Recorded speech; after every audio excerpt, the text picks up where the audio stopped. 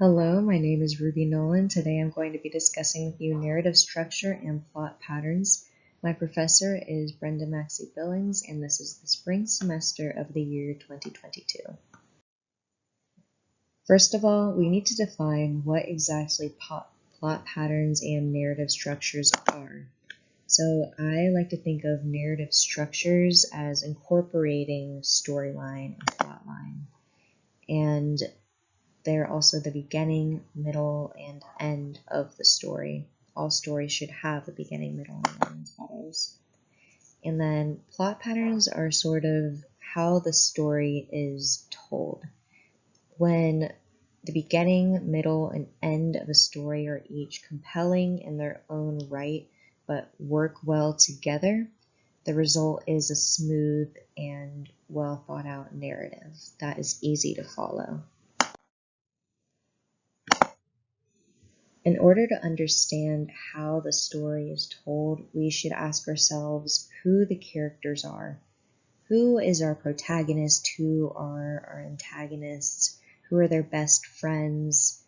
It's important to understand what drives a character, what makes them tick. Their motivations are extremely important in understanding why the events and actions taking place in the story are important. Does your character think about their honor? Is your character very fixated on what it means to be brave or to be a man? That could change what their actions mean. Next, where is the story taking place? Does it take place in a rural countryside? Does it take place in the slums, in a castle? These things affect the way that your character thinks and the way that your story is perceived. After that, who is telling the story? Is it a first-person point of view? Is it third-person omniscient? Is your speaker biased, is what we're asking ourselves here, and how does that bias, how does it affect the way that the story is being told? Next, what's the issue at stake, and how is that issue resolved? Where do we end up? Then, what is the tone of the story? Is it comedic, lighthearted, dramatic, ironic? Is it a tragedy? All of these things affect the way that your reader is going to interpret the story. Building on this, one way that a story can be told is linearly. This is a very popular way to tell a story, and what I mean by linearly is just chronologically. First, this event will take place. Next, this will happen. After that, and so on and so forth. An example of this would be Shakespeare's comedic play, Much Ado About Nothing, in which there's the exposition, and then it pretty much follows Freytag's Pyramid, which is just a classic layout of what a linear storyline looks like.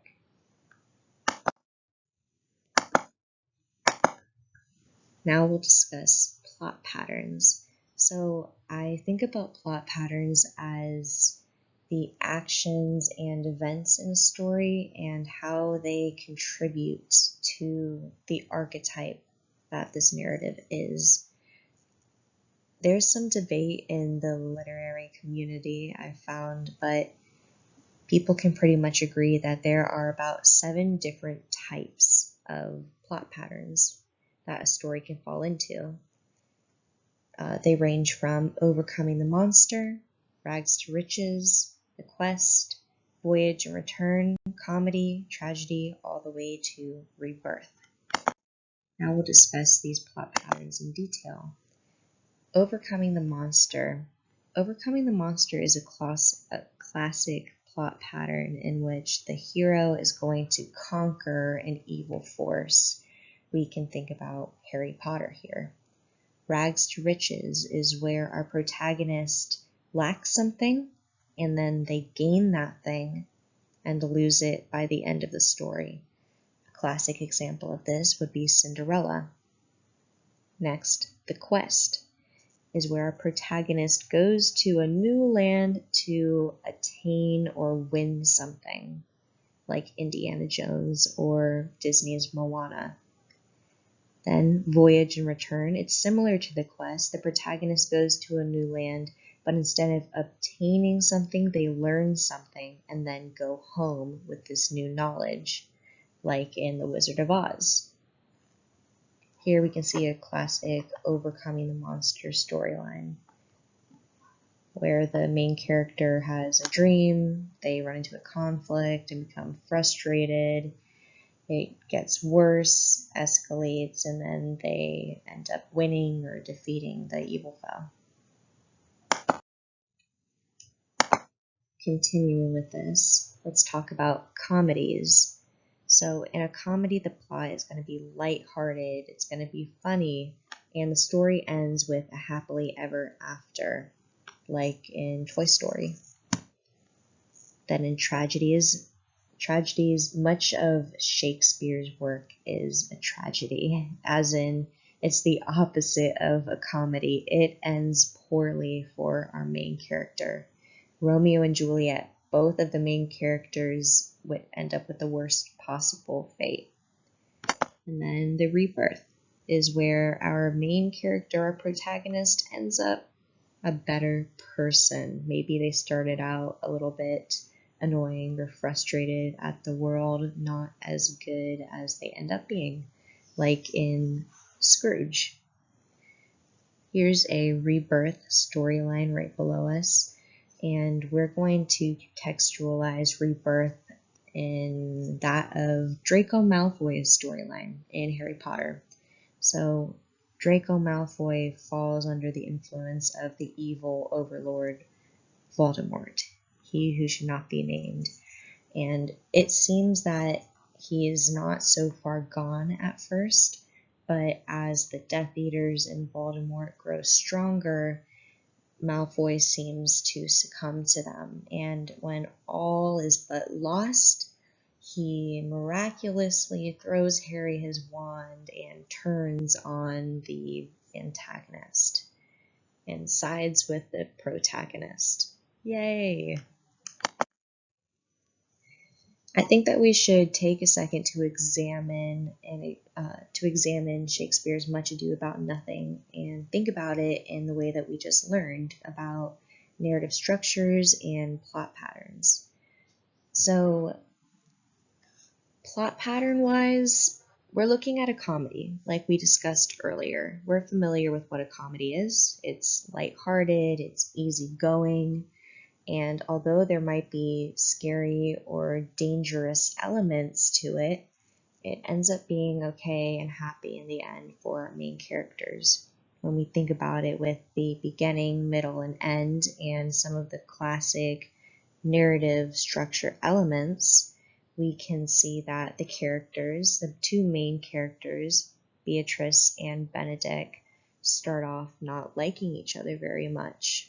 They are in a sort of castle-esque countryside area where the worries aren't so big so that they overshadow the personal lives of our two main characters. The story is told from their points of views, so we get to hear all of their emotions and feelings regarding the situation. And like I mentioned at first, they don't care very much for each other, but after being tricked by their best friend / Beatrice's cousin counterparts, they learn that maybe the other person does like me. They start sort of coming around to each other. And I hit the wrong slide, but everything ends up well for our main characters. So